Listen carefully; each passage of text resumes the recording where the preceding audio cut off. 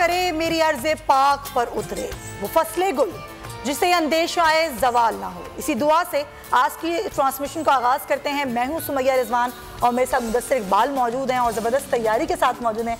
जी मुदस्सिर, कैसी तैयारी आज आपकी? बिल्कुल, आज तैयारी इसलिए भी है कि क्योंकि यौम पाकिस्तान है और यौम पाकिस्तान को लेकर आज तमाम पाकिस्तानी जो पाकिस्तान में मौजूद हैं, जो बाहर मौजूद हैं, वो आज खुश हैं क्योंकि करारदाद पाकिस्तान जब 1940 को पेश की गई थी लाहौर में, तो उससे लेकर आज तक हर दिन जो पाकिस्तान के मुसलमानों का है वो अपनी तरक्की की जानिब जो है वो बढ़ता हुआ नज़र आ रहा है। क्योंकि नाज़रीन, बर्रे सगीर पाक व हिंद के मुसलमानों की महरूमियाँ जब हद से बढ़ी तो क़याम पाकिस्तान की लहर चली और फिर वो दिन आया जिसने तारीख़ में मुसलमानों को अलग पहचान और रुतबा दिलाया, यानी कि 23 मार्च 1940 एक तारीख़ी दिन जब क़याम पाकिस्तान के लिए लाजवाल जद्दोजहद पर मुहर सब्त हुई। लाहौर के मंटो पार्क में कायदे आज़म मोहम्मद अली जिन्नाह की सदारत में करारदाद पाकिस्तान मंजूर की गई। अल्लामा इकबाल ने 1930 में इलाहाबाद के मकाम पर मुस्लिम लीग के सालाना इजलास में अपने सदारती खुतबे में मुसलमानों के आज़ाद वतन का तसव्वुर पेश किया था।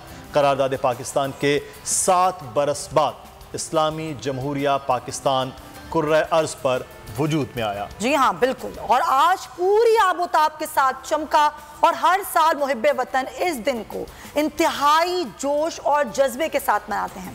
आज हम किसी के गुलाम नहीं हैं बल्कि हम आज़ाद कौम हैं और पाकिस्तान में हर फर्द अपनी मर्जी और अपने अकीदे के मुताबिक अपनी ज़िंदगी को बसर कर रहा है। ये बहुत बड़ी नेमत होती है।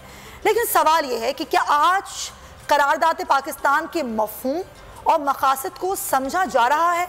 क्या वतन अजीज को कायद के अक़वाल और इकबाल के अफकार में ढाला जा रहा है?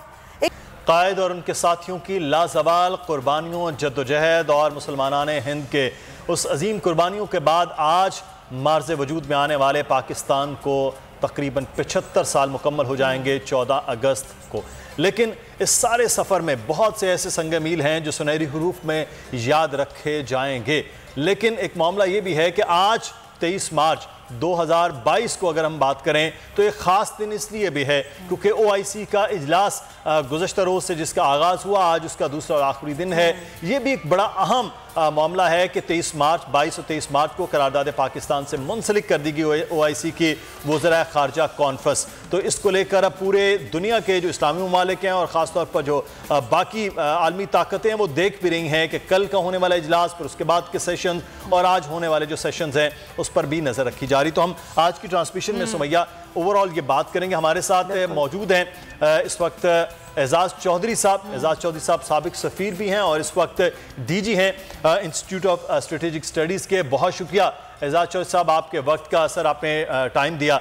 अच्छा, एक तो हम 23 मार्च की आपको मुबारकबाद देते हैं, आज बड़ा एक अहम दिन है पाकिस्तानियों के लिए, और दूसरा बड़ा एक अहम मामला है कि पाकिस्तान के इस सारे अमल में आपका भी एक हिस्सा है। आप दफ्तर ख़ारजा में फिर मुख्तलिफ़ जगहों पर पाकिस्तान को रिप्रेजेंट भी करते रहे हैं।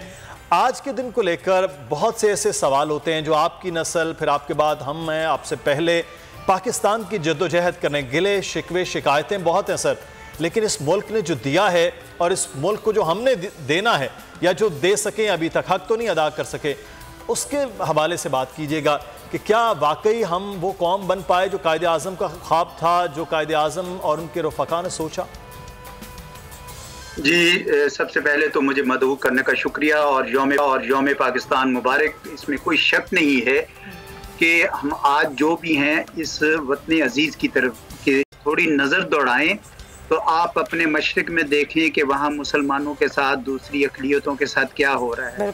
अगर आप मगरब की तरफ नज़र दौड़ाएं तो अफ़गानिस्तान के अवाम इस वक्त सख्त इंसानी अलमिये से दो चार हैं। अगर आप ईरान की तरफ देखें तो वहाँ पे इतनी सैंक्शंस लगी हुई हैं, लोगों को बड़े मसाइल हैं। तो पाकिस्तान तो एक लिहाज से इन तमाम जो है ना मुश्किलात से बचा हुआ है। पाकिस्तान को इस बात के लिए हमारे तमाम पाकिस्तानियों को खुदा का शुक्र भी करना चाहिए कि हमने अल्हम्दुलिल्लाह एक इतनी बड़ी दहशतगर्दी के खिलाफ जो जंग हम पे जो एक किस्म की नाफज हो गई या हम उसमें घेर लिए गए, अल्हम्दुलिल्लाह उसको भी हमने शिकस्त दे दी। तो पाकिस्तान की कौम के अंदर जज्बों से और पाकिस्तान के अंदर जो अल्लाह ताला ने टैलेंट दिया है, स्किल्स दिए हैं, वसाइल दिए हैं, उससे तो कोई इनकार नहीं कर सकता, वो तो हैं। जहां तक हमारी कारकर्दगी का ताल्लुक है, इसमें भी मैं ये समझता हूँ कि दो राय हैं। एक तो ये है कि बड़े ही महदूद वसाइल से हम चले और देखें कहाँ हम पहुंचे, और दूसरी राय ये है कि नहीं, हम इससे कहीं बेहतर जा सकते थे और बेहतर कर सकते थे। मैं आपको अपने दफ्तर की मिसाल देता हूँ। मैं दफ्तर खारजा में 37 साल रहा जी, और जिनमें से 3 साल, आखिरी 3 साल फॉरेन सेक्रेटरी भी थे। तो मैंने ये देखा कि पाकिस्तान का जो दफ्तर खारजा है, जो मोहट्टा पैलेस कराची से शुरू हुआ, जहाँ एक टाइप राइटर सिर्फ होता था, और जहाँ पे अपने दफ्तर के कागजों को परोने के लिए टिकर के कांटे इस्तेमाल होते थे, आज अल्हम्दुलिल्लाह वो दफ्तर खारजा पूरी तरीके से तैयार है अपने पाकिस्तान के मफादात की हिफाजत के लिए, और अपने एक बहुत बड़े मशरकी हमसाया जो हमसे कई गुना बड़ा है, उसकी हॉस्टिलिटी को वार्ड ऑफ किया है हमने हर सफारती महाज पर। इसी तरीके से पाकिस्तान में कोई इंडस्ट्री नहीं, बिल्कुल नहीं थी। आज अल्हम्दुलिल्लाह इतनी तो कुछ तो कामयाबियां हैं, लेकिन मैं ये समझता हूँ बड़ी मेरी ईमानदाराना अंदाज से कि हमने अपना जो पोटेंशियल था, हमने हमारी जो सलाहियत थी, उससे कहीं कम काम किया है। हम तो बहुत ऊपर जा सकते थे, और 50 और 60 की दहाई में तो अगर आपको याद हो तो पाकिस्तान ने उसकी कुछ झलक भी दिखाई थी दुनिया को। हर दुनिया की बड़ी चीज, बेहतर चीज पाकिस्तान में पैदा हो रही थी, लेकिन आहिस्ता आहिस्ता हम तजर्बात में चले गए। फिर पहले खान साहब का था, फिर भुट्टो साहब का इस्लामी सोशलिज्म आया, फिर ज़ियाउल हक का इस्लामाइजेशन आया, फिर गवर्नमेंट चेंज होनी शुरू हो गई तेज, और लाइटर मॉडरेशन जनरल मुशर्रफ की आई। तो गोया हम तजर्बात में से इतना गुजरते रहे कि हमारी पॉलिटिकल स्टेबिलिटी, सियासी इस्तेहकाम नहीं आ सका। और दूसरी तरफ उसका जो डायरेक्ट कॉन्सिक्वेंस था वो इकोनॉमिक था। हमारी इकोनॉमिक जो बेहतर नहीं हो सकी, क्योंकि तो इन तमाम का जो मजमूई इफेक्ट है वो हमारी सलाहियत से हमें उतना नहीं दे सका जितना वो दे सका, एक्सपेक्ट किया सका। और 15 मार्च का दिन मुख्तस किया गया। और इस्लामोफोबिया के हवाले से जो कल बात की वज़ीर आज़म ने OIC के इजलास में, जिन मौज़ूआत का उन्होंने जिक्र किया, उन्होंने कहा इस्लामी ममालिक 1.5 अरब की आबादी है मुसलमानों की, और हम इतने कमज़ोर हैं, हमें अपनी ताकत का अंदाज़ा नहीं है। हम कश्मीर पर, हम फ़लस्तीन पर ये जुल्म होते हुए इतने अरसे तक देखते रहे, ये हमारी सबसे बड़ी नाकामी। आपको लगता है इतना वोकल कभी कोई हुआ है? जी देखिए, इसमें पहली तो बात है कि ये जो कॉन्फ्रेंस का की जो सिग्निफिकेंस, जो इसकी अहमियत है, उसका आपने दुरुस्त जायज़ा लिया कि पाकिस्तान की मुसलमान दुनिया से वाबस्तगी इतनी गहरी है कि चूँकि ये मुल्क बना ही हिंदुस्तान के मुसलमानों के लिए था, तो शुरू दिन से पाकिस्तान इस्लामी दुनिया के साथ, इस्लामी कॉज़ेज़ के साथ दम भरता था। और जब हम 50 साल के हुए तो आपने देखा कि हमने OIC समिट की, और जब हम 75 साल के हुए तो हम ये कॉन्फ्रेंस कर रहे हैं फिर OIC के साथ। तो पाकिस्तान की तरफ से OIC और मुसलमान दुनिया के लिए पैगाम तो बड़ा ही वाज़ेह है कि हम उनके हमेशा हमायत करते रहेंगे। लेकिन ये बात भी दुरुस्त है कि मुसलमान दुनिया ने उस इत्तेहाद का मुज़ाहरा नहीं किया जिसके ज़रिए वो बहुत कुछ हासिल कर सकते थे। और उसकी बुनियादी वजह यह है कि यहाँ करारदादों की हद तक तो आप करारदादें पास कर देते हैं, लेकिन इत्तफाक़ राय भी कर लेते हैं, लेकिन जब उनको इम्प्लीमेंट करने का वक्त आता है तो बहुत सारे ममालिक अपनी कौमी मफाद के हिसाब से इम्प्लीमेंट करते हैं। अब इसमें कुछ लोग तनकीद भी करते हैं OIC को। देखें कि OIC ने ये नहीं किया, OIC ने वो नहीं किया, ना कश्मीरियों के लिए कुछ किया, ना फ़लस्तीनियों के लिए कुछ किया। तो मैं ये उनको कहता हूँ कि भाई आप अपनी तवक्कुआत जो हैं वो रियलिस्टिक करें OIC से। OIC एक तंजीम है, एक प्लेटफॉर्म है, ये कोई अस्करी कुव्वत नहीं है कि जिसने जाके अपने करारदादों को नफाज करना है। जिस तरह अक़वाम मुत्तहिदा भी एक प्लेटफॉर्म है, तो इसलिए अपनी रियलिस्टिक करें, पहली बात। दूसरी बात यह है कि जिन चीज़ों पे आप इत्तेहाद कर सकते हैं उनके ऊपर फिर आप करें। मिसाल के तौर पर इस्लामोफोबिया तो सबको मुतासर करता है। मैं खुद यूरोप में भी रहा, 3 साल एक जगह सफीर था, वहाँ पे भी मैंने देखा, डोनाल्ड ट्रंप के ज़माने में अमेरिका में भी देखा, और आजकल हमारे मशरिक में हिंदुस्तान में भी हम देख रहे हैं। तो ये एक ऐसी हकीकत है जो जल्द या बदेर तमाम मुसलमानों को मुतासर करेगी। इसलिए इसके ऊपर अब जो एक हमने लीडरशिप ली और न्यूयॉर्क में एक रेजोल्यूशन भी बन गया, तो ये अगला साल जब पाकिस्तान OIC की क़यादत करेगा तो पाकिस्तान को चाहिए कि जितने भी रोड मैप में जितना एक लाए अमल बनाएंगे उसमें इस्लामोफोबिया के हवाले से ज़्यादा काम, اور اس کے علاوہ ایک اکنامک فیلڈ میں بھی بہت کام ہو سکتا ہے، یہ ٹینجبل ہے. لیکن ساتھ ہی ساتھ پولیٹیکل کی جو وائسنگ ہے for the Kashmiri cause and Palestinian cause, وہ تو بہرحال چلتی رہنی چاہیے، کیونکہ وہ لوگ جو ہیں آپ کا انتظار کر رہے ہیں اور افغانستان کے عوام بھی اسی طریقے سے OIC کے منتظر ہیں. جی بالکل سے. اچھا، محمد اسامہ غازی نے بھی ہمیں جوائن کیا ہے، سینئر اینکر پرسن ترجیحکار ہیں. بہت شکریہ محمد اسامہ غازی صاحب آپ کے وقت کا بھی. اعزاز چودھری صاحب بھی ہمارے ساتھ ہیں. اسامہ، آج کا دن ایک بڑا اہم ہے دن، 23 مارچ. بظاہر تو ایسے لگتا ہے کہ شاید ایک دن ہے اور چھٹی سرکاری مل گئی ہے تو اس کے بعد کچھ نہیں ہے، لیکن آنے والی نسلیں جو ہیں، جو موجودہ اس وقت نوجوان ہیں، ان کو روشناس کروانا بڑا ضروری ہے کہ یہ دن جو ہے وہ قربانیوں کا دن ہے، یوم استقلال ہے، یہ عزم اور عہدہ کرنے کا دن ہے. تو آج 23 مارچ کو جہاں ہم بہت سارے ایسے سوال اٹھاتے ہیں کہ ہمیں کچھ ملا نہیں ہے، اس پاکستان نے کچھ دیا نہیں ہے، پاکستان سے گلے ہیں، شکوے ہیں، بہت کچھ ہے، لیکن اس نوجوان نسل کو، ابھی اعزاز چودھری صاحب بات کر رہے تھے، ہمیں خطے کے ارد گرد اگر ہم دیکھیں تو ہمیں بہت کچھ ملا ہے. تو آج اس بات کو بھی عزم کرنا ہے کہ آج پاکستان کو کچھ دینے کا وقت ہے، پاکستان کے ساتھ چلنے کا وقت ہے اس وقت. آپ نے بڑی اچھی بات کی. اب سب سے پہلے تو ہم اگر بھارت میں ہی دیکھ لیں وہاں پر مسلمانوں کا کیا حال ہے، اور اسی سے ہمیں اندازہ ہو جاتا ہے کہ کتنا ضروری تھا یہ وطن حاصل کرنا، اور آج کتنے خوش نصیب ہیں. کیا بھارت کے مسلمان آزاد ہیں؟ مقبوضہ کشمیر میں جو کچھ ہو رہا ہے اس سے اندازہ ہوتا ہے کہ آزادی کتنی بڑی نعمت ہے. آپ حتیٰ کہ یوکرین کو ہی دیکھ لیں، اگر آپ بالکل ایک سمجھے کہ اس میں پارٹی بھی نہ بنے، تو آپ دیکھیں یوکرین کے آج شہری کیا ہو رہا ہے کہ وہ بھاگ رہے ہیں جناب کوئی ملک ہمیں پناہ دے دے، کوئی ملک ہمیں پناہ دے دے. اور پناہ گزین ہی ہوتا ہے، اس کو جو اپنے وطن کی یاد ستائے گی وہ وہی جانتا ہے. افغانستان میں آپ دیکھیں کہ وہ کس طرح سے پھر پاکستان آتے ہیں، کن کن ملکوں میں جاتے ہیں، شام کو دیکھ لیں. تو یہ ہمارے ارد گرد ہر وقت ایسے ضرور واقعات ہو رہے ہوتے ہیں کہ ہمیں بہت ضروری ہے کہ یاد رکھنا. اور پھر یہ 23 مارچ کی جو پریڈ ہے، ایک تو میں یاد دلاتی ہے کہ اگر ہماری قوم ہم مل کر ایک نیت کریں خلوص دل کے ساتھ تو ہم حاصل کر سکتے ہیں. اگر ہم نے وطن حاصل کر لیا تو ہم اس کو آگے کیوں نہیں لے جا سکتے. اور پھر اپنی جو دفاعی طاقت ہے اس کا مظاہرہ کیا جاتا ہے. قرآن پاک میں جس طرح میں حکم ہے کہ اپنے گھوڑے تیار رکھو، یعنی اپنی دفاعی طاقت کو، مسلسل طاقت کو، یعنی نہ صرف تیار رکھو بلکہ لوگوں کو بھی نظر آئے کہ دشمن کو بھی پتا ہو کہ یہ ہر وقت تیار ہے. تو اس لحاظ سے بھی بہت زیادہ ضروری ہے. اور آپ دیکھ لیجئے ہر آنے والا سال اگر آپ نوٹ کریں، ہر آنے والے سال ہماری یہ جو پریڈ ہے اس میں آپ کو پہلے سے زیادہ نظم و ضبط نظر آئے گا، پہلے سے زیادہ ہمیں جدت نظر آئے گی، بہتری نظر آئے گی. تو اس فیلڈ میں الحمدللہ اگر ہم دیکھیں ملک کے دفاع میں تو ہم الحمدللہ بہت آگے ہیں. ابھی OIC کی بات ہو رہی تھی تو آپ بڑے آرام سے یہ کہہ سکتے ہیں کہ اس وقت پوری دنیا میں، عالم اسلام میں پاکستانی فوج اور پاکستان کا دفاع یہ سب سے آگے ہے. صرف ایٹامک پاور ہی، اس کے علاوہ بھی اگر آپ دیکھ لیں جس طرح بھی J-10C کی بات ہو رہی ہے اس میں دیکھیں آپ تو الحمدللہ ہم آگے بڑھ گئے. تو اگر ہم اس فیلڈ میں آگے جا سکتے ہیں، مضبوط ہو سکتے ہیں، بہتر ہو سکتے ہیں، تو باقیوں میں بھی ہو سکتے ہیں. ہمیں ڈسپلن کی ضرورت ہے، متحد ہونے کی، ایک سوچ کی، اخلاص اور نیت کی ضرورت ہے. بالکل آپ صحیح کہہ رہے ہیں. یہ نہیں کہ صرف عوام کا فرض ہے یا صرف حکمرانوں کا فرض ہے، سب کو مل کے کام کرنا ہوتا ہے. ایک قوم بننی ہوتی ہے، قوم نے مل کے ملک کے لیے کام کرنا ہوتا ہے. یہ آپ نے بالکل درست بات کی. اعزاز چودھری صاحب، جب ہم بات کرتے ہیں کہ جی ظاہر ہے ہمیں ایک آزاد مملکت تو مل گئی، لیکن کیا ہم نے اس آزاد مملکت کا حق ادا کیا؟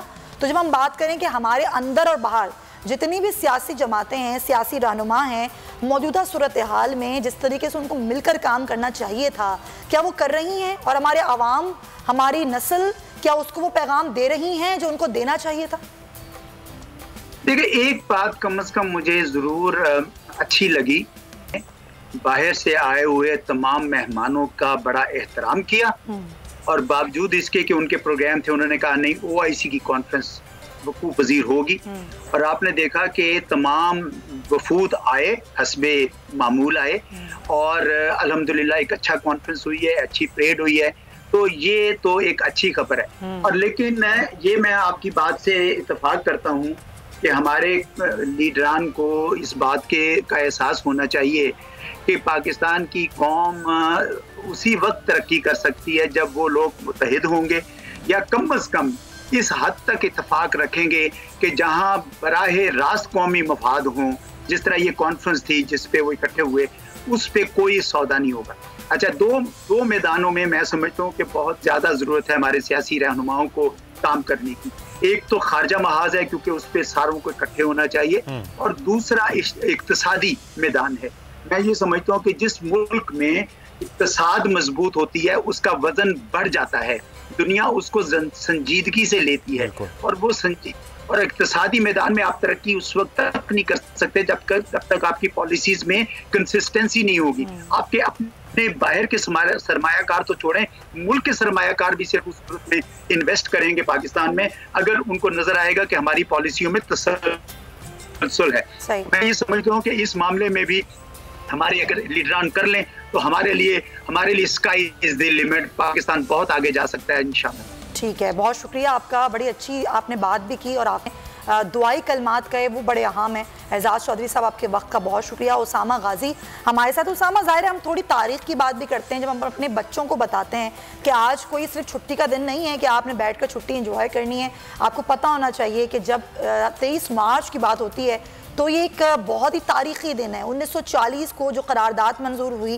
کہیں ہم نے یہ بھی پڑھا کہ یہ جو قرارداد تھی یہ اس سے پہلے پیش کی گئی تھی, اور 1940 سے پہلے 1938 میں بھی ایک قرارداد پیش کی گئی تھی, اور اس کے بعد پھر سارے جدوجہد ہے, اور 1940 کے بعد وہ 7 سال 6 سال کی جدوجہد. اس کے بعد جو ابھی کی صورتحال ہے موجودہ, اگر میں بات کروں, آپ کے بچے ہوں یا میرے بچے ہوں, کیا ان کے ذہن میں یہ چیز ہے کہ وہ سمجھ رہے ہیں اس چیز کو کہ یہ ملک, آزاد مملکت کتنی بڑی نعمت ہے, یہاں رہتے ہوئے جتنی مصائب اور تکلیفیں ہوں لیکن ہے تو ہمارا ملک ہی نا, اور ہمیں اس ملک میں رہنا ہے, اور نہ صرف رہ کے کام کرنا بلکہ اس کا نام بھی روشن کرنا ہے, کسی اور ملک میں نہیں جانا ہم نے.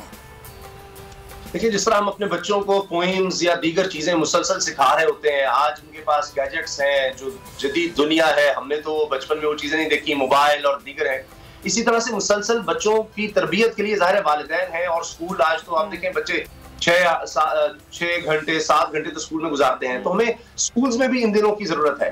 تو الحمدللہ اگر میں اپنے دیکھوں تو مجھے یہ لگتا ہے کہ میری فیملی میں بچوں میں یہ رجحان ہے. میں خوش نصیب ہوں کہ میری والدہ ہیں, والدین ہیں, وہ آج بھی بچوں کو جناب صبح اٹھا کر کے چھٹی ہے تو کیا ہوا, اٹھو اسی وقت پر, اور سب کو جناب ٹی وی کے آگے بٹھایا ہوا ہے, اور سب جناب وہ پریڈ دیکھ رہے ہیں, اور یہ جہاز اور چھوٹے چھوٹے بچے, اور یہ دیکھیں جی ڈسپلن کتنا نظر آتا ہے. پھر ظاہر ہے وہ سنتے ہیں, وہ دیکھتے ہیں, تو ان چیزوں سے ان کی ایک بانڈنگ بنتی ہے. پھر ظاہر ہے وہ سوال پوچھتے ہیں کہ یہ پریڈ کیوں ہو رہی ہے, اچھا یہ ہم کس طرح آزاد ہوئے, کیوں آزاد ہوئے, کیوں ہم نے وطن حاصل کیا, ہمیں اپنا الگ گھر کیوں چاہیے تھا. تو پھر جب وہ جس سطح کا بچہ ہوتا ہے اس کے وہ جب جواب سنتا ہے, اسکولز میں آپ دیکھیے کہ اس حوالے سے تقریبات ہوتی ہیں, تو بچوں کو ان چیزوں کی سمجھ آتی ہے. تو وہ یہ ضرور ہے کہ جی 23 مارچ کا دن ہے کہ چھٹی اس لیے ہوتی ہے کہ جناب سب لوگ جو ہے وہ گھر میں بیٹھ کر اس چیز کو یاد کر سکیں, ٹیلی ویژن پر دیکھ سکیں, دیگر ڈسکشن کر سکیں, یا چلے خوشی کا دن منا سکیں.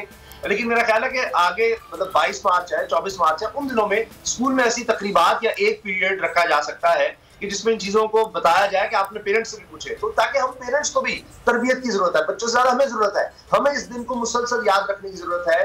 ہمارے والدین کو پھر بھی زیادہ یاد ہے کیونکہ انہوں نے اپنے پیرنٹس سے سنا, انہوں نے خود سنا کہ کس طرح سے بہت سے ایسے ہوں گے جو الحمدللہ جن کو تھوڑا بہت یاد ہوگا, یا اس وقت بہت چھوٹے ہوں گے یا اس کے بعد پیدا ہوئے, لیکن ان کی جو تربیت تھی اس میں مجھے لگتا ہے کہ زیادہ اس چیز کی تپش تھی, یادداشت تھی کہ کس طرح سے ہم وہاں سے آئے, یہاں سے تو کیا حالات ہوئے, ہمیں اس چیز کا اتنا احساس نہیں ہے. تو وہ مسلسل جس طرح ہے ہمیں وہ واقعات, وہ کہانیاں جو لوگ وہاں سے آئے تھے اپنے بزرگوں کا سنائے ایک دوسرے کو, تاکہ ہمیں اس چیز کی ویلیو ہو. دیکھیں نا, جب آپ ویلیو نہیں کریں گے, اگر آپ اللہ کی نعمت کا شکر ادا نہیں کریں گے تو اللہ تعالیٰ کو بھی اس سے خوشی نہیں ہوتی. جب آپ شکر کریں تو اس میں برکت آتی ہے. تو اسی انسان کے لیے آپ مجھے بتائیں اس سے بڑھ کر کچھ ہو سکتا ہے. میں آپ کو اپنے لوگوں کا بتاؤں کہ میری والدہ کی سہیلی, وہ ان کے والدین بھی یعنی وہ نیشنل ہو گئے تھے, وہ خود باہر کے نیشنل تھے, بچے نیشنل, وہ یہاں آئی تو ایسی کوئی بات ہوئی, بڑی تعریف کرنے لگی پاکستان کی اور بہت کچھ. تو میں نے کہا آنٹی آپ وہاں کی نیشنل, آپ کے بچے بھی, تو یہاں تو دیکھیں لوڈ شیڈنگ ہو رہی ہے, یہاں تو یہ مسئلہ ہے, ٹریفک آپ کہتی ہیں بہت برا حال ہے, فلاں ہے, یہ مسائل ہے, مہنگائی, جو بھی مسائل ہوتے ہیں عام طور پر. تو کہنے لگی کہ بیٹا نا یہ ہمارے مسائل اپنے تو ہیں, ہم اس کو اپنا تو کہہ سکتے ہیں, یہ میرا وطن ہے. آپ تو وہاں کی نیشنل کہتی ہیں ہم وہاں پھر بھی تیسرے درجے کے بھی نہیں ہے, کہتی آپ وہاں ہم اپنا کہہ سکتے ہیں. کیا وہ برطانیہ میں رہتے ہوئے بھی اس کو اون کرتے ہیں؟ یہ احساس جو ہے اسامہ غازی صاحب, یہ احساس ہونا بڑا ضروری ہے کہ یہ کس مشکل سے یہ وطن حاصل ہے, اور شکر ادا ہونا چاہیے اس آزادی کو لے کر. ہمیں مزید بھی بات کریں گے, مزید مہمان بھی ہمارے ساتھ ہوں گے, ہمارے ساتھ رہے گا.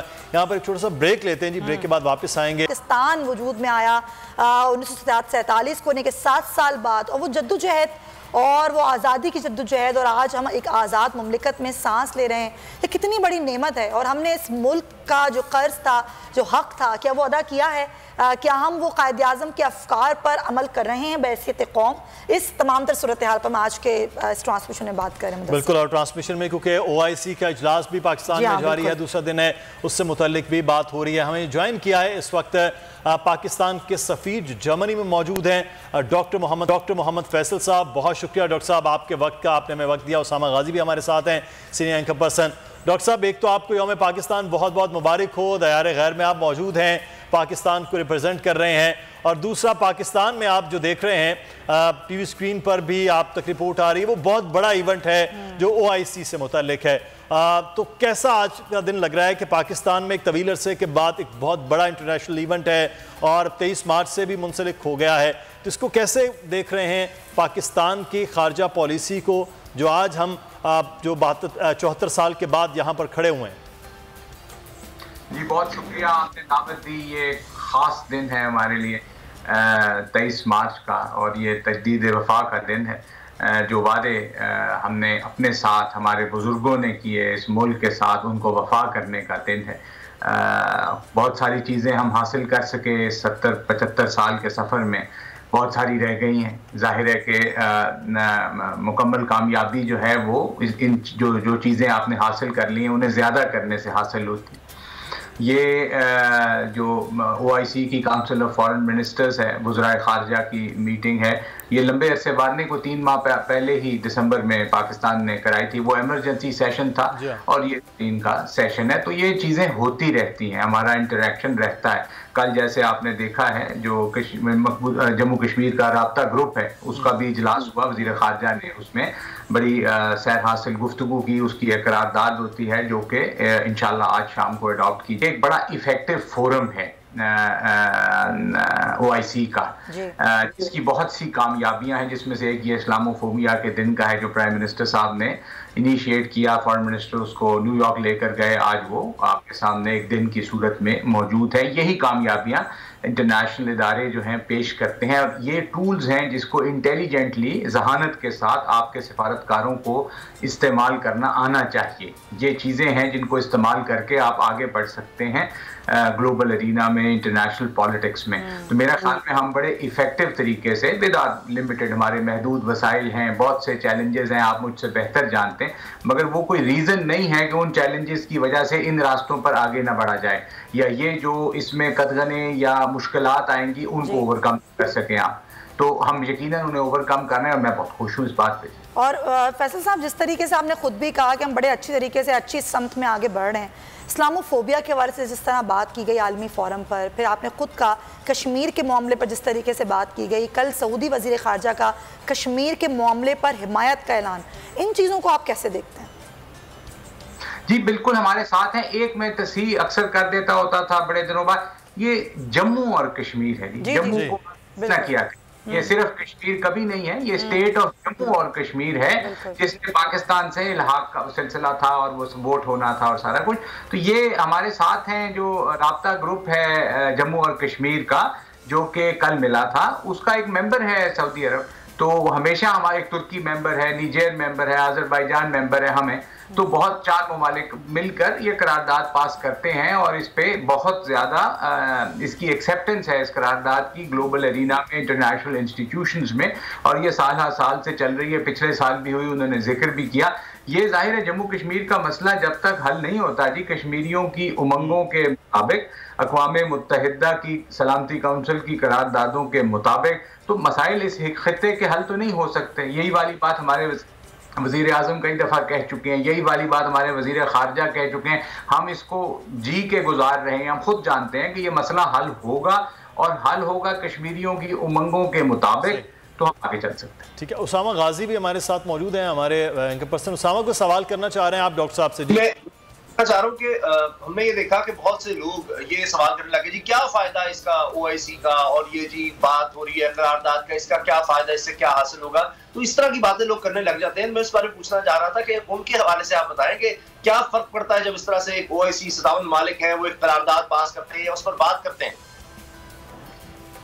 اچھا، یہ اس میں میڈیا کو ریکویسٹ کرتا ہوں، آپ جیسے پڑھے لکھے لوگ، اسامہ غازی صاحب کی طرح کے اینکر، ان لوگ ایجوکیٹ کرنے کی ضرورت ہے، تعلیم دینے کی ضرورت ہے کہ یہ دنیا میں اس وقت اپنا موقف بیان کرنے کا ایک مستقل طریقہ ہے. یوکرین کے کرائسس میں علیحدہ مل رہا ہے، یورپین یونین علیحدہ مل رہی ہے، کیوں قراردادیں یو این جنرل اسمبلی سے پاس کرائی ہے، اس کا کیا فائدہ ہو رہا ہے؟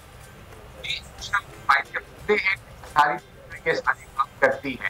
اسی طرح اس کے بعد یہ فائدہ ہے کہ آپ کا ریزالو زندہ ہو جاتا ہے، آپ کا مقدمہ زندہ ہو جاتا ہے انٹرنیشنل ارینا میں. یہ قراردادیں جو او آئی سی پاس کرتی ہے، یہ اپنے ساتھیوں کی معلومات کے لیے، یہ ہر سال پھر او آئی سی کا سیکرٹری جنرل جو ہے وہ یو این جنرل اسمبلی میں بھجواتے ہیں، وہاں سرکولیٹ ہوتی ہیں او آئی سی کے ڈاکومنٹ کے طور پہ. یعنی کہ جو موقف پاکستان کا ہے، جو آج انشاءاللہ او آئی سی جموں کشمیر پہ اڈاپٹ کر لے گی، ہر سال کرتی ہے، جو پھر وہ ہر سال ایز او آئی سی کی پوزیشن وہ یو این جنرل اسمبلی میں جاتا ہے. اس طرح اس کو بڑھاوا ملتا ہے کہ ہم کیا بات کر رہے ہیں، جو مشکلات اور ظلم مقبوضہ جموں کشمیر میں کشمیری ہمارے بھائی بہن فیس کر رہے ہیں، اور سال سے کر رہے ہیں. 5 اگست کے بعد تو بہت زیادہ ہو گیا، مگر وہ لڑ رہے ہیں. تو اب یہ والی لڑائی جو ہے اس کو دنیا میں کیسے سامنے لے کر آنا ہے کہ یہ مشکلات کیا ہیں اور نکلنے کے راستے کیا ہیں. راستہ تو موجود ہے، سلامتی کونسل کی قراردادیں، مگر جتنا آپ اس کو پاپولیٹ کریں گے، جتنا آپ اس کو پاپولر کریں گے، اتنا پھر اس میں آپ کو سپورٹ ملنے کے امکانات بڑھتے جاتے ہیں. اچھا ڈاکٹر صاحب، ایک سوال میرا یہاں پر ہے، آپ یورپ کے بڑے ایک اہم ملک میں ہیں، اقتصادی طور پر جو ممالک مضبوط ہیں ان کی سے اور طرح سے ہے پوری دنیا میں. پاکستان کی معیشت اور اقتصادیات کے حوالے سے آپ سمجھتے ہیں کہ یورپ کو کس طرح سے انٹیکٹ کیا جا سکتا ہے کہ پاکستان کے لیے کھلی منڈیاں ہوں، اور پھر پاکستان معاشی طور پر جتنا مضبوط ہوگا اوبویسلی اس کے معاملات بہتر ہوں گے؟ یہ بڑا اچھا سوال ہے جی، کیونکہ ظاہر ہے کہ یورپین یونین ایک بہت بڑی مارکیٹ ہے. ہمارا ایک اسپیشل اسٹیٹس جی ایس پی پلس کے ساتھ یہاں ہے. ہماری زیادہ جو یہاں ایکسپورٹس ہوتی ہیں وہ کپڑا اور اس کاٹن اور کاٹن پروڈکٹس اور ان چیزوں پہ ہوتی ہیں، چادریں، سب چیزیں جو ہیں. اس کے علاوہ سپورٹس کی چیزیں بھی یہاں آتی ہیں. ہماری جو مختصر جو بہت حصہ ہے وہ بہت نہ ہونے کے برابر ہے، وہ ٹیکنالوجی اور یہ جو ٹیکنیکل نئی انوویشن، کمپیوٹر، آئی ٹی میں کچھ اب یہاں ہم اگر فوکس کریں، آپ کو اس کا فوکس انورڈ ہونا چاہیے. اگین یہ بہت ضروری ہے. یہ پاکستان کے اندر سے آپ کیا چیزیں یہاں بھیج سکتے ہیں، وہ کتنی اچھی قیمت پہ ہیں، ان کی کوالٹی کتنی ورلڈ میں کمپیٹیٹیو ہے، ان کی پرائس کیا ہے. یہ اتنی بڑی سادہ سی بات ہے. کوئی آپ جس طرح مارکیٹ جائیں گے تو آپ کو کوئی ناپسند بھی دکاندار ہوگا تو اگر چیز سستی بیچ رہا ہے، اچھی، آپ لے لیں گے اس سے. آپ کا ذاتی جھگڑا تو نہیں ہے. اسی طرح یہ جو آپ کا یہاں پہ یورپین یونین میں اگر آپ کی چیز اچھی ہے، کوالٹی اچھی ہے، چیز سستی ہے، تو یقیناً لے لیں گے. وہ کسی اور جو ان کو شاید پولیٹیکلی پسند بھی ہو. یہ بہت ضروری ہے کہ دنیا اقتصادیات کو، معیشت کو اور پالیٹکس کو علیحدہ رکھتی ہے. بالکل. ہم تھوڑا سا اس کو آپس میں مکس، تھوڑے جذباتی لوگ ہیں شاید ساؤتھ ایشیا کے، تو اس کو لنک کر جاتے ہیں. اگر آپ کے پاس، آپ یہاں سے کوئی ٹیکنالوجیکل انوویشن لیتے ہیں، آپ سستی اچھی گاڑی بنا رہے ہیں، آپ سستا اچھا جہاز بنا رہے ہیں، آپ اپنے لوگوں کو ایجوکیٹ کر رہے ہیں، جتنا اچھا کر رہے ہیں اتنی آپ کی سپیس نہ صرف یورپ، ساری دنیا میں بڑھے. بالکل آپ صحیح کہہ رہے ہیں ڈاکٹر محمد فیصل صاحب، بہت شکریہ آپ کا. اسامہ غازی بھی ہمارے ساتھ موجود تھے. اور اصل جو بات ظاہر ٹرانسمیشن کے اگلے حصے میں کریں گے کہ جب ہم اپنے ملک کی دیگر جو صورتحال ہے اس پر بات کرتے ہیں، چاہے وہ سیاسی عدم استحکام ہو، چاہے وہ معیشت کا ڈھانچہ ہو، تعلیم اور صحت کے مسائل ہوں، یا پھر بجٹ میں خسارہ، ان سارے معاملات کو ہم بہتری کی طرف کیسے لے کے جا سکتے ہیں. اس بریک کے بعد مدثر، اور جس طرح کشمیر کے حوالے سے اب بات کی جا رہی ہے اور جس طریقے سے عالمی فورم پر اسلاموفوبیا کے حوالے سے بات کی جا رہی ہے، شاید اس سے پہلے اتنے مؤثر انداز سے نہیں کی گئی ہے. اور ظاہر ہے نہ صرف کشمیر، فلسطین، افغانستان اور اسلاموفوبیا، اسلام کو شدت پسند سے جوڑنا ہے، وہ تمام موضوعات ہیں جن پر ایک یکساں موقف ہونا چاہیے تمام اسلامی ممالک کا. اب ہمیں نئے پینلسٹ جوائن کر چکے ہیں اس ٹرانسمیشن کے حصے میں. عبدالباسط صاحب ہمیں جوائن کر رہے ہیں، سابق سفیر ہیں، ان کو ہم ویلکم کہیں گے. علی سرور نقوی صاحب ہمارے ساتھ موجود ہیں، سابق سفیر، ان کو بھی ہم ویلکم کہیں گے. کراچی اسٹوڈیوز میں ہمارے ساتھ موجود ہیں سینئر صحافی، تجزیہ کار، ایڈیٹر ان چیف وول نیوز نذیر لغاری صاحب. تمام حضرات کا بہت شکریہ. اور سب سے پہلے ہم جو گفتگو آغاز کریں گے عبدالباسط صاحب سے کرنا چاہیں گے. عبدالباسط صاحب بہت شکریہ، آج کے اس ٹرانسمیشن میں آپ نے اپنا قیمتی وقت نکالا. او آئی سی کا اجلاس ہوا اور ایسے موقع پر ہوا جب 75 سال مکمل ہوئے، یوم پاکستان بڑا اہم دن ہے ہمارے لیے. اور جب ہم بات کرتے ہیں کہ جی ہم نے عالمی فورم پر ان تمام تر معاملات کو کیسے اٹھایا، تو کل کی تقریر کو آپ نے کیسے دیکھا؟ وزیر اعظم پاکستان کی جو عمران خان صاحب نے کہا کہ OIC کے جو ممالک کے جو لوگ ہیں خاص طور پہ 1.5 ارب آبادی کے مسلمان، لیکن بات نہیں کر سکے اس طرح فلسطین کے اور کشمیر کے معاملے پر، تو اس کو آپ نے کیسے دیکھا؟ جی بسم اللہ الرحمن الرحیم. سب سے پہلے تو آپ کو بھی اور آپ کے دیکھنے والوں کو بھی یوم پاکستان بہت بہت ہو. اور جس نے آپ نے کہا کہ ہمارے لیے بڑی خوشی کی بات ہے کہ ہم اس خاص موقع پہ اپنے مسلمان بہن بھائیوں کا یہاں میزبانی بھی کر رہے ہیں OIC کی، تو یہ ایک ڈبل خوشی ہے ہمارے لیے آج کی تاریخ میں. جہاں تک وزیر اعظم کے خطاب کا تعلق ہے، میں ذاتی طور پہ تو بہت خوش ہوا کہ اس طریقے سے انہوں نے جو خاص موضوعات ہیں جو ہمارے لیے بھی اور مسلم امہ کے لیے بھی بڑے اہم ہیں، خاص طور پہ انہوں نے اسلامو فوبیا کی بات کی. پھر ایک اور بات انہوں نے بڑی کلیئر بڑے دو ٹوک انداز میں کہی کہ جب تک ہم خود متحد نہیں ہوں گے اس وقت تک ہمارے جو ایشوز ہیں خاص طور پہ فلسطین اور جموں اور کشمیر، اس پہ ہم کوئی پیش رفت کی توقع نہیں رکھ سکتے. جب تک ہماری اپنی صفوں میں اتحاد نہیں ہوگا، ہم دنیا سے کیا توقع رکھیں کہ وہ فلسطین کے لوگوں کو حق خود ارادیت دلوائیں گے، یا ہم بھارت پہ پریشر ڈال سکیں گے کہ وہ کشمیریوں کو جو ہے ان کو حق خود ارادیت دے. اور پھر افغانستان کے متعلق میں سمجھتا ہوں کہ وزیر اعظم نے 2 باتیں بڑی اہم کی جو کہ میں پچھلے 1 ہفتے سے کہہ رہا ہوں کہ ہمیں ہماری اپروچ ہونی چاہیے. تو جو وزیر اعظم نے کہا، ایک تو کہ جی آپ افغانستان پہ اس طرح پریشر نہیں ڈال سکتے، اور خاص طور پہ طالبان پہ. اگر آپ نے طالبان پہ زیادہ پریشر ڈالا تو ممکن ہے کہ وہ بومرینگ کر جائے. اور جو ہماری ایفرٹ ہونی چاہیے، ایک تو ہیومینیٹیرین کرائسس ہے، انسانی بحران کا معاملہ ہے. ہم یہ توقع رکھتے ہیں طالبان کے کہ وہ انکلوسیو گورنمنٹ کی طرف جائیں گے، خواتین کے حقوق کی طرف جائیں گے، لیکن ان کو تسلیم نہ کرنے کی وجہ سے ہی بہت سے مسائل پیدا ہو سکتے ہیں افغانستان میں. تو یہ بہت ہی اہم بات ہے. اور پھر ہم جانتے ہیں کہ وزیر اعظم نے ایک اور بڑی اہم بات کی تاکہ OIC کا جو اسٹیچر ہے اس کو بھی ایک دنیا کے لیول میں کچھ پذیرائی ملے. تو انہوں نے چائنا اور OIC کے ساتھ مل کر یوکرین کرائسس کے حوالے سے جو بات کی وہ بڑی اہم ہے. تو میں سمجھتا ہوں کہ اوور آل اگر دیکھا جائے تو وزیر اعظم کی تقریر ایک افیکٹو تقریر تھی. پھر ایک یہ بھی بڑی اہم بات ہی تھی کہ انہوں نے جو باتیں وہ کر رہے تھے کل، ان کی ڈیلیوری بہت اچھی تھی. محسوس یہ ہو رہا تھا کہ وہ جو بات کر رہے ہیں اپنے دل سے کر رہے ہیں. انہوں نے کوئی اسکرپٹ سے پڑھ نہیں رہے تھے، پوائنٹ سامنے رکھے ہوئے تھے، لیکن بہرحال وہ ایکسٹمپورے بول رہے تھے.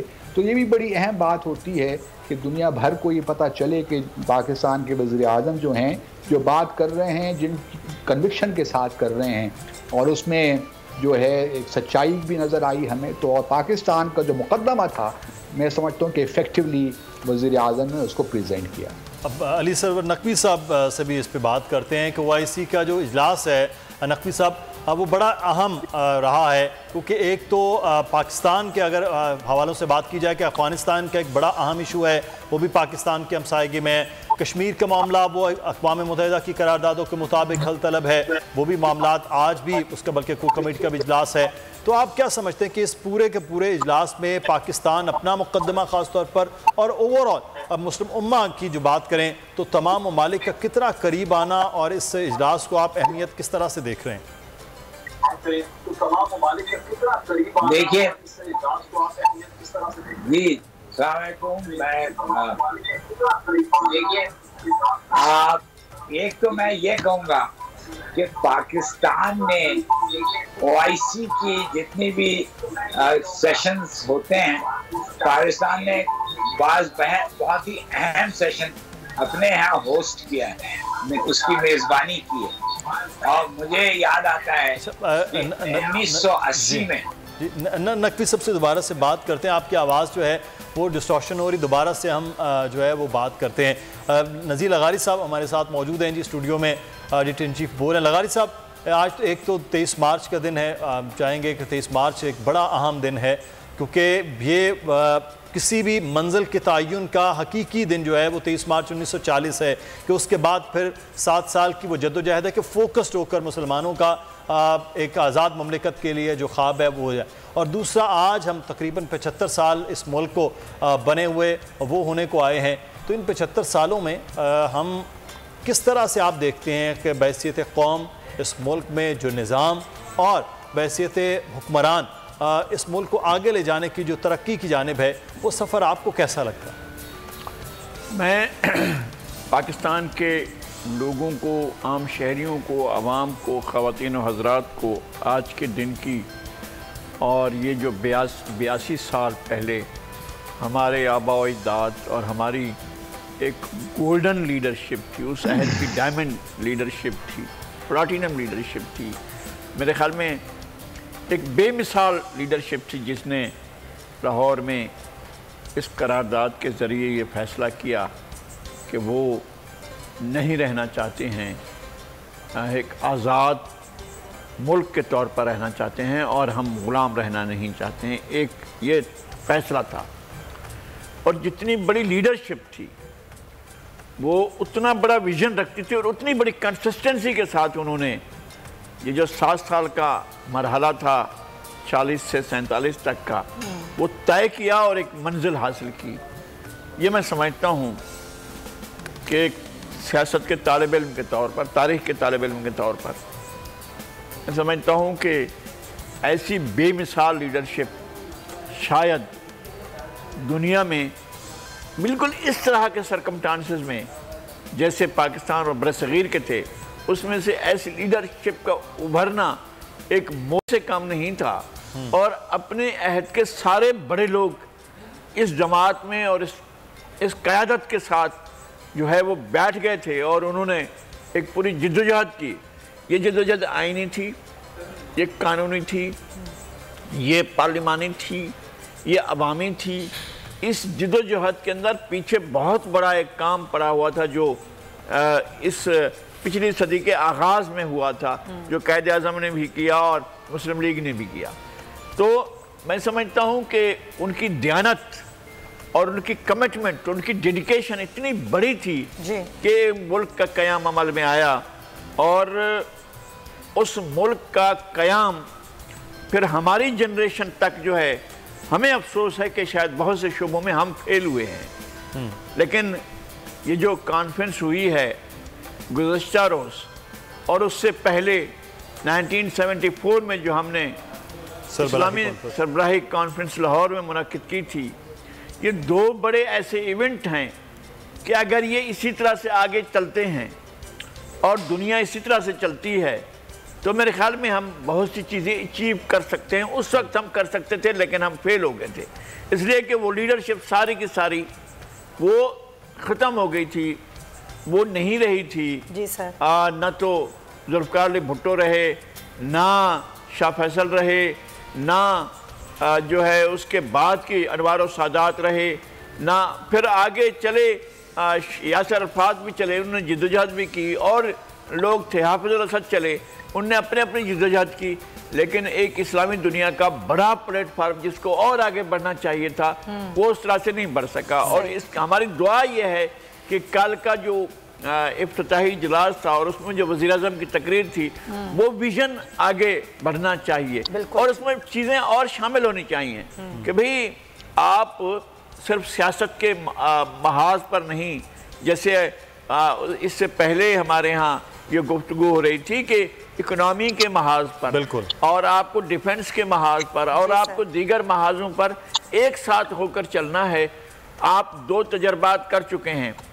67 की वार के बाद जो अरब इसराइल वार थी, उसके बाद अरब लीग का किरदार जो बहुत तेज़ी से नमूदार हुआ था वो अल्टीमेटली जाकर ख़त्म हो गया और उसका कोई किरदार बाकी नहीं रहा और उसने कोई बड़ा कारनामा भी अंजाम नहीं दिया।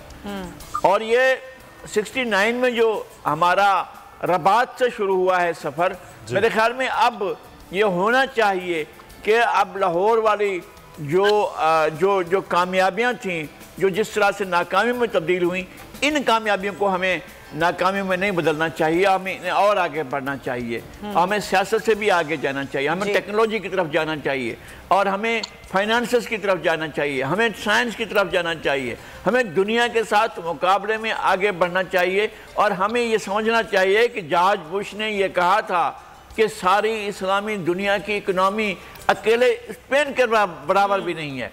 तो अगर हम लोग यहाँ खड़े हैं तो फिर हमें और तो आगे बढ़ना चाहिए। اگر ہماری مجموعی اکنامی بھی کسی ایک یورپی ملک کے برابر نہیں ہے تو پھر ہمیں سفر تو بہرحال کرنا ہے اور ان شعبوں میں کرنا ہے جہاں ہم پیچھے ہیں۔ جی ہاں بالکل آپ صحیح کہہ رہے ہیں، اور یہی بات میں آپ کی بات کو آگے بڑھاؤں گی۔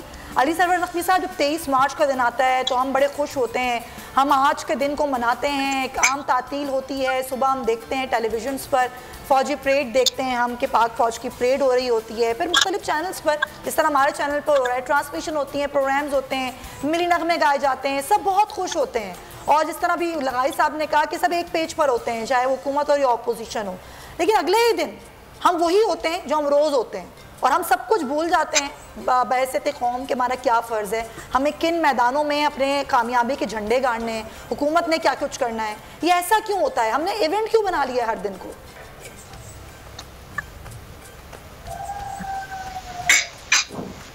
جی نقوی صاحب، اس کی بہت سی وجوہات ہیں، یہ آپ کا دلچسپ سوال اٹھایا ہے۔ ایک تو ہمارے ہاں ایک کمزوری جو ہماری قومی کمزوری ہے، وہ فالو اپ ایکشن نہیں ہوتا ہے کسی چیز میں، کوئی پروجیکٹ ہو، کوئی شہر میں کوئی بہتری آئے، روڈ بن جائے، برجز بن جائیں، ان کی کوئی فالو اپ نہیں ہوتی ہے۔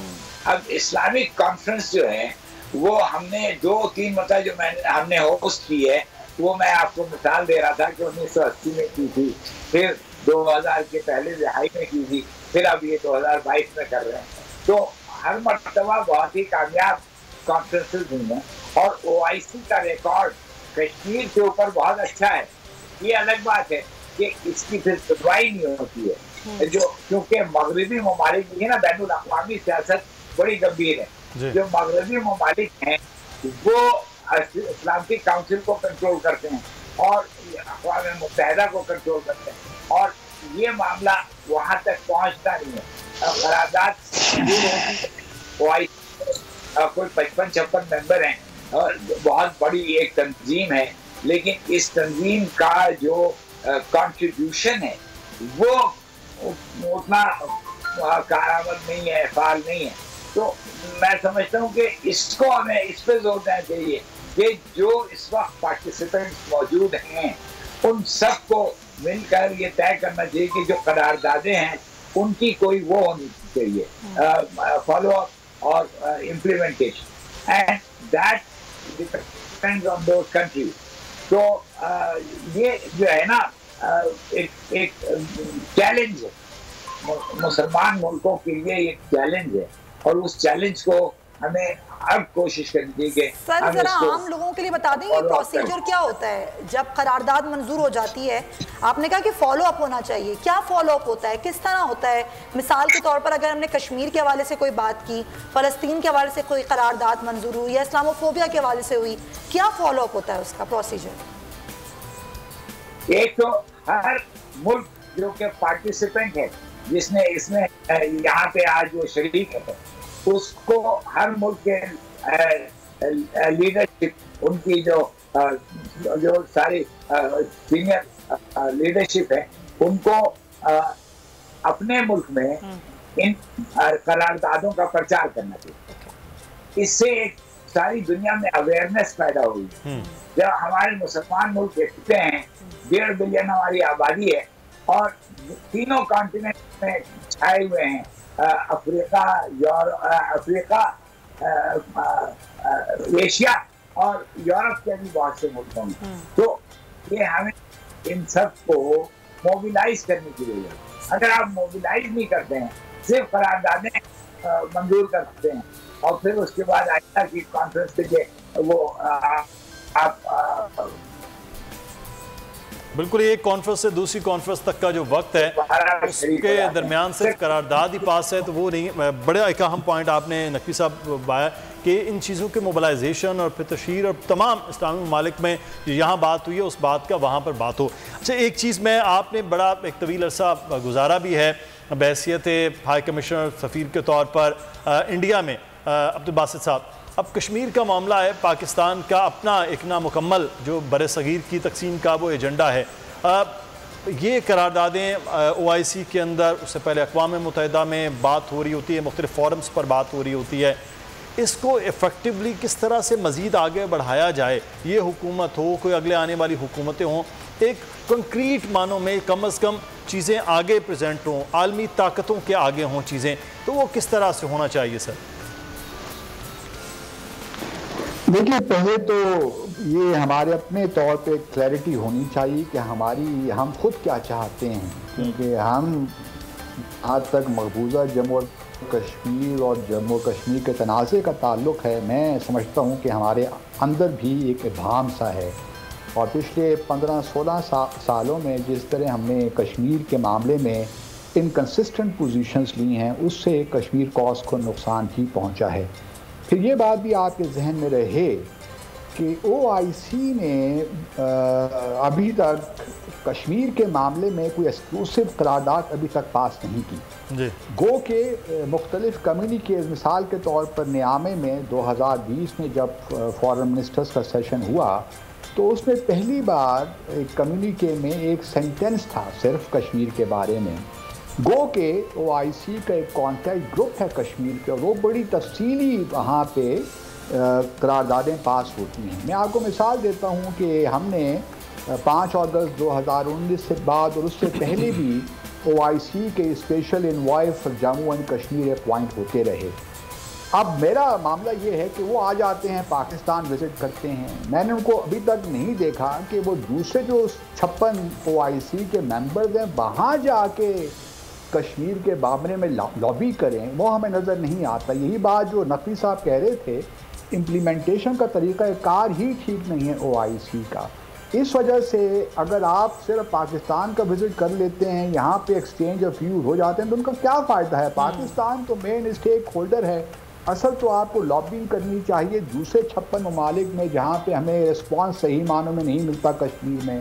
تو OIC کے بارے میں تو میں سمجھتا ہوں کہ OIC کا جہاں تک تعلق ہے، جس میں فلسطین پہ قراردادیں پاس ہوتی ہیں، فلسطین پہ اجلاس ہوتے ہیں، OIC اس طرح متحرک نہیں ہوا جہاں تک جموں اور کشمیر کے تنازع کا تعلق ہے، اور اس میں بنیادی مسئلہ ہمارا اپنا بھی ہے، کیونکہ ماضی میں بھی ہم نے دیکھا اور ابھی بھی ہم نے دیکھا کہ ہم نے بہت سی ایسی انکنسسٹنٹ پوزیشنز لی ہیں کشمیر پہ جس سے ہماری کریڈیبلٹی بھی لوز ہوئی، اور بھارت کو پورا موقع ملا کہ اس نے ہماری کاسٹ میں بہت سے مثال کے طور پر جب نیامے میں اجلاس ہو رہا تھا 2020 میں، تو اجلاس سے 1 مہینہ پہلے بھارت کے ڈاکٹر جے شنکر نیامے پہنچ جاتے ہیں وہاں پہ، اور جو نیجر کا دارالحکومت ہے، اور وہاں پہ جو کنونشن سینٹر جہاں پہ OIC کا اجلاس ہوتا ہے وہ وہاں پہ ان کی مدد سے بنتا ہے۔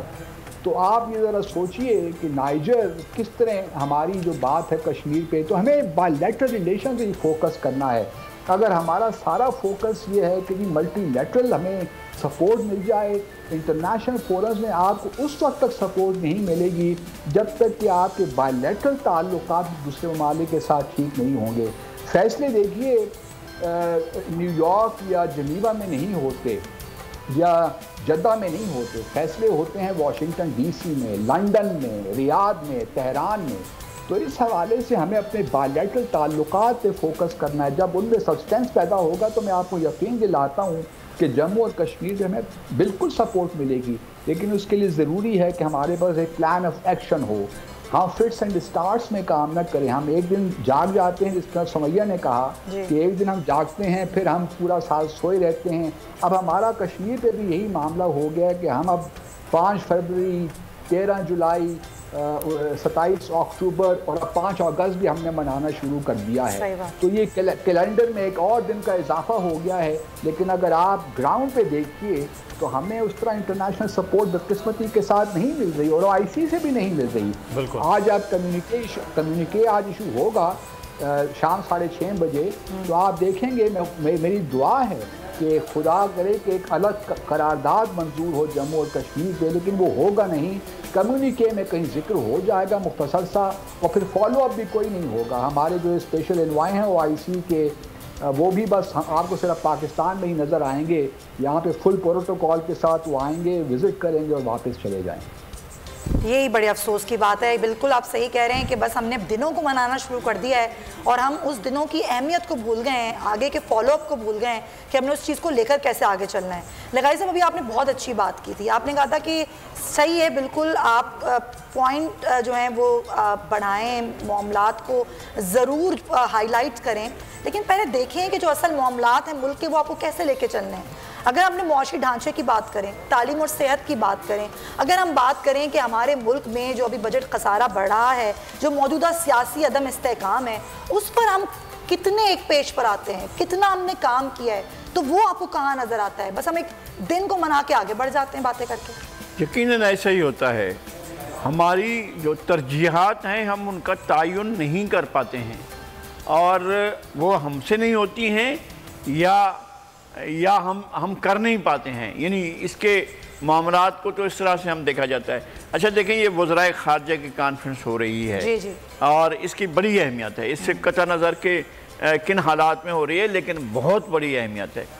اچھا کیا ایسا نہیں ہو سکتا ہے کہ اسلامی دنیا کے جو وزرائے صحت ہیں ان کی کانفرنس ہو, وزرائے تعلیم کی کانفرنس ہو, اور وزرائے سائنس اینڈ ٹیکنالوجی کی کانفرنس ہو, اور اس طرح سے اسی طرح سے ہی اس کو آپ پبلسٹی بھی دیں اور بات بھی کریں. وزرائے تجارت کی کانفرنس ہو کہ ہم باہمی تجارت کس طرح کر رہے ہیں, ہماری تجارت کون سے اسلامی ملک کے ساتھ اتنی بڑی ہے کہ ہم سمجھیں کہ جناب یہ تو بہت ہی شاندار ہے. ہماری ایران کے ساتھ تجارت وہ $1 بلین سے کم ہے, افغانستان سے $1 بلین سے کم ہے, اب باقی ممالک سے بھی اسی طرح سے, ترکی سے بھی $1 بلین سے کم ہے. تو ہم کیا کریں گے, ہم کس طرح سے آگے بڑھیں گے جب آپ کے انڈونیشیا کے ساتھ کتنی تجارت ہے, ملائیشیا کے ساتھ کتنی تجارت ہے, دیگر اسلامی ممالک کے ساتھ. تو اس پر وزرائے تجارت کی کانفرنس ہونی چاہیے, اور اسلامی جو آپ کے OIC ہے اس کے مختلف شعبوں میں اس طرح کی کانفرنسز ہوں تاکہ آپ ایکسپلور کریں کہ آپ کون سی ٹریڈ کر سکتے ہیں کسی کے ساتھ, اور آپ اپنی ٹریڈ کا جو والیوم ہے دو طرفہ بائلیٹرل ٹریڈ کا وہ کس طرح سے انکریز کر سکتے ہیں آپ اسلامی ممالک کے ساتھ. اس پر آپ کے کوئی کام نہیں ہوتا ہے, ہم یہ کام نہیں کرتے ہیں, اس لیے کہ ہماری داخلی پالیسیاں اور کنسسٹنسیز جو ہیں ان کے مسائل ہیں. ہم ایک پالیسی لے کے, جیسے ہمارے جناب عبدالباسط صاحب فرما رہے ہیں کہ ہم ایک پالیسی لے کے چلتے ہیں, معلوم ہوتا ہے کہ اس کے اندر وہ کنسسٹنسی نہیں رہی ہے, پھر وہ ترجیح پیچھے چلی جاتی ہے, پھر کوئی نئی ترجیح آ جاتی ہے, کسی اور کی ترجیح آ جاتی ہے. تو ایک تو یہ ہے کہ ہمیں سیاست میں بہت آگے بھی بڑھنا ہے اور بہت بریلینٹ بھی ہونا ہے, بہت اچھا بھی ہونا ہے, اور ہم نے اپنے مسائل بھی حل کرنے ہیں. لیکن بات یہ ہے کہ جن شعبوں کی میں ہم ترقی نہیں کر پا رہے ہیں اور جو شعبوں میں ہم پیچھے رہ گئے, ہمارا مالیات کا, ہم ایسا کیوں نہیں کر سکتے ہیں کہ ٹھیک ہے IMF بھی ہے, ٹھیک ہے کہ ایشین ڈیولپمنٹ بینک بھی ہے, اور یہ بھی ٹھیک ہے جناب ہم جو ہے ورلڈ بینک سے بھی جا کر رجوع کرتے ہیں. یہ کیوں نہیں ہو سکتا ہے کہ ہماری جو خزانہ کے بین الوزارتی کانفرنس ہو اور ہم بیٹھ کر ایک دوسرے کے ایشوز کو سمجھیں اور ایک دوسرے ان کے حل نکالیں. یہ تو ہو سکتا ہے, اس فورم کو آپ انہینس کر سکتے ہیں, لیکن اس طرف توجہ دینے کی ضرورت ہے. ایک بات اور ہے, اور دوسری بات یہ ہے کہ اسلامی دنیا کے مختلف ممالک میں بشمول پاکستان ایک دم چھلا پن ہے کہ ہم کسی نہ کسی کے دم چھلے بنے ہوئے ہیں. وہ کوئی کسی طرف دیکھتا ہے, کوئی کسی کی طرف دیکھتا ہے. اب ہم اس دم چھلا پن سے باہر آئیں گے تو ہم ایک دوسرے کے بارے میں بھی سوچیں گے, اپنے بارے میں بھی سوچیں گے. ہم اپنے مفادات پر بھی دم چھلا پن کرتے ہیں. یہ نہیں کہتے ہیں کہ ہمارا اگر کسی چیز میں مفاد ہے تو ہم اشارے دیکھتے ہیں, بھئی یہ مفاد تو ہمارا ہے نا, اس کو تو ہم نے ہی حاصل کرنا ہے اور اسے ہمیں حاصل کرنا ہوگا. لیکن ہم دیکھتے ہیں کہ اشارے کہاں سے کیسے آتے ہیں اور پھر ہم اس کا شکار ہو جاتے ہیں. سعودی عرب نے 2 بڑے اچھے کام کیے اور کم بیٹ کیا اس نے دہشت گردی کے ساتھ, اور اس کو 0 لیول تک گئے, اور انتہا پسندی کو انہوں نے ایلیمنیٹ کیا ہے, ایلیمنیٹ کرتے جا رہے ہیں, لمحہ بہ لمحہ وہ آگے بڑھ رہے ہیں. انتہا پسندی کو وہ بالکل پیچھے لے کر گئے ہیں. کیا ہم ان فصلوں سے اپنی جان چھڑا سکتے ہیں جو ہمارے گلے میں پڑی ہوئی ہیں, اور یہ مصیبتیں جو ہمارے شہروں میں اور ہمارے اسکولوں میں یا ہمارے مساجد میں, امام بارگاہوں میں یہ جو کچھ ہوتا ہے, کیا ہم ان مصیبتوں سے, ان بلاؤں سے جان چھڑا سکتے ہیں؟ اور اسٹیٹ اپنا وہ کردار کیوں نہیں دیکھتی ہے؟ یہ ہمارے اثاثے جو کبھی کسی زمانے میں رہے ہیں یہ ہمارا گاربیج بن چکے ہیں, اس سے بدبو آ رہی ہے, تعفن اٹھ رہا ہے, ہم اس کو حل نہیں کرتے ہیں, اور ہم کہتے ہیں ہم دنیا میں لیڈرشپ کا کردار ادا کریں گے. کیسے کریں گے؟ یہ جو لغاری صاحب آپ بات کر رہے ہیں کہ بڑا ایک اہم معاملہ ہے، اس پہ ہم بریک کے بعد مزید بھی بات کرتے ہیں کہ فیصلے کرنے کا وقت ہے جب پوری دنیا کے جو تعلقات طرح سے بن رہے ہیں. تو ہمیں ایک چھوٹا سا بریک لینا. بریک تو ہمارے ہیں، لیکن میں دیکھ رہا ہوں کہ ہماری جو نوجوان آنے والی جو نسل ہے اس میں ماشاءاللہ قومی حمیت بھی ہے، قومی غیرت بھی ہے. انشاءاللہ ہمیں بہت آگے لے کر جائیے. پاکستان کا مستقبل بہت روشن ہے، ہمیں اس پہ یقین ہونا چاہیے اور ہمیں قائد اعظم کا بھرپور شکریہ ادا کرتے رہنا چاہیے اور اللہ تعالیٰ کے سامنے سجدہ سجود ہونا چاہیے کہ اس نے ہمیں ایک اتنا ہمیں الگ ملک دیا، ہمیں الگ ریاست دیا. ہمارا کام ہے کہ ہم اس کی حفاظت کریں. صرف خالی باتوں سے کام ہو جائے تو بہت اچھا ہوتا، لیکن ہمیں محنت نہیں، باتوں سے کام نہیں ہوتا. بالکل آپ نے صحیح کہا عبدالباسط صاحب، باتیں نہیں ہوتی، آپ کو عملاً اپنا کردار ادا کرنا ہوتا ہے. کسی بھی معاشرے کی جو بنیاد رکھتے ہیں، خاص طور پہ جو اس کی تربیت ہوتی ہے. لغاری صاحب، جو ہم سیاسی رواداری کی بات کریں، اس کی حالت اگر ہم دیکھیں، مذہبی ہم آہنگی کی جو صورتحال ہے اس پر نظر دوڑائیں، ہماری نوجوان نسل کی جو ترجیحات ہیں، جو مصروفیات ہیں، اور ہمیں جو کردار ادا کرنا ہے نئی نسل کی تربیت میں، کیا وہ کیا جا رہا ہے؟ چاہے وہ مذہبی لحاظ سے ہو، چاہے معاشرتی لحاظ سے ہو، معاشرتی اقدار کے لحاظ سے ہو، کیا ہم اپنے بچوں کی، اپنی نوجوان نسل کی ہم اس طرح تربیت کر پا رہے ہیں؟ اور ہر شخص چاہے وہ کسی بھی شعبے میں ہو، اس کا کردار کیسا ہونا چاہیے نیشنل بلڈنگ میں؟ بہت اہم سوال ہے اور یہ اتنا جامع جواب جو ہے اس کا تو ایک گھنٹوں کی ڈیبیٹ میں ہم دے سکتے ہیں جا کر کے. ایک مسلسل گفتگو جو ہے اس معاملے پر ہوتی رہنی چاہیے. عبدالباسط صاحب نے بہت اچھی بات کی ہے اور پاکستان کے بارے میں ان کا تصور جو ہے وہ بہت کلیئر اور واضح ہے. لیکن ایک بات ہمیں ضرور یہ دیکھنی چاہیے کہ صرف دو قومی نظریہ نہیں، بلکہ بہت بڑا عنصر یہ ہے کہ یہ دونوں خطے جو ہیں تاریخی طور پر الگ الگ وحدتیں رہی ہیں اور الگ الگ ان کی حیثیت ہے. انڈس سیویلائزیشن جو ہے گلگت بلتستان سے مانسروور جھیل کے بعد سے گزر کر جب دریائے سندھ ہماری وادیوں میں داخل ہوتا ہے، وہ ایک پوری کی پوری ایک تہذیب ہے، تمدن ہے، ایک پورے کا پورا سسٹم آف لائف ہے، طرز زندگی ہے. لوگوں کے ایک ہی قسم کی زبانیں ہیں. ہماری زبانوں میں زیادہ فرق نہیں ہے، بہت سے مختلف اثرات کے باعث زبانوں کا ایک تصور ہوا، لیکن اس کے باوجود لوگوں کے اندر تاریخی ہم آہنگی، اور یہ نہیں ہے کہ ہم 75 سال سے ہیں، یہ جو لوگوں کی ہم آہنگی وہ صدیوں سے ہے اور ہزاروں سال سے ہے. لوگ ایک دوسرے کے ساتھ انٹر ریلیٹڈ ہیں، انٹیگریٹڈ ہیں. ہمیں یہ نہیں ہے کہ ہم نے دو قومی نظریہ کا نعرہ لگایا تو ہمیں یہ ملک ملا ہے. بے شک ایسا تھا، اس وقت کی معروضیت کے تحت بالکل ایسا تھا، لیکن یہ تاریخی وحدت ہے. پاکستان جو ہے ایک انٹیٹی ہے، ایک ملک ہے، اور ایک ملک ریاست کے طور پر اپنا تاریخی وجود رکھتا ہے. یہ نہیں ہے کہ جناب فلاں حکمران نے یا فلاں فاتح نے آ کر فتح کر لیا اور اس کے بعد اس کا جغرافیہ تبدیل ہو گیا. لیکن میں یہ کہتا ہوں کہ لوگوں کے مزاج ہمیشہ ایک رہے ہیں. اب بھی اگر آپ چلے جائیں سندھ کے جغرافیے سے باہر جاتے ہیں، آپ اور آگے چلے جاتے ہیں ڈیرہ غازی خان کی طرف، ڈیرہ اسماعیل خان کی طرف، اور لیا کی طرف، میاں والی کی طرف، تو لوگ اپنے آپ کو یہ کہتے ہیں کہ اگر وہ بیراج ایریا میں آ رہے ہوں تو وہ کہتے ہیں کہ ہم سندھ جا رہے ہیں. اب بھی اس وقت بھی.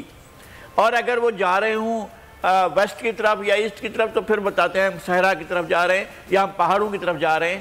وہ جب زمین کی طرف واپس آ رہے ہوتے ہیں، جب بیراج ایریا کی طرف واپس آتے ہیں، جہاں فصلوں کی طرف واپس آ رہے ہوتے ہیں، وہ جو سبز اور شاداب جگہوں پر آ رہے ہیں، تو وہ یہی کہتے ہیں، اب بھی یہی کہتے ہیں کہ ہم سندھ جا رہے ہیں.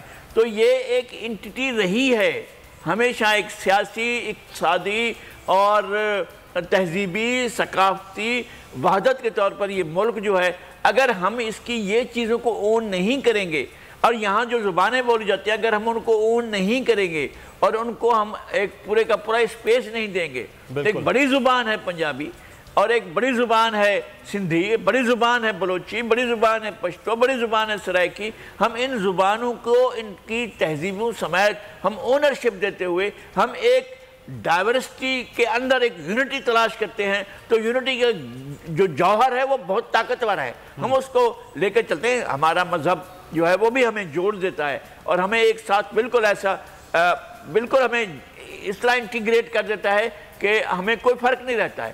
لیکن ہماری اپنی اپنی جو شناختیں ہیں وہ بھی मुख्तलिफ होने के बावजूद उनके अंदर यूनिटी का अंसर मौजूद है। हमें इसको प्रमोट करना चाहिए और लोगों को बताना चाहिए कि भाई ये एक वहदत है, और वहाँ से जो हमारा जोग्राफिया है और उसमें वो कश्मीर भी शामिल है जो हमें नहीं मिला है, और हमने उसको हासिल करना है, चाहे वो हमें 1 सदी लगती है या 1 सदी से कम लगता है, लेकिन हमने उसको हासिल करना है। वो हमारी वहदत का हिस्सा है, हमारी जोग्राफिया का हिस्सा है, और तारीखी तौर पर हमारा जोग्राफिया यही है जहाँ पाकिस्तान बना है, तो हमें इसको ओन करके आगे बढ़ना चाहिए।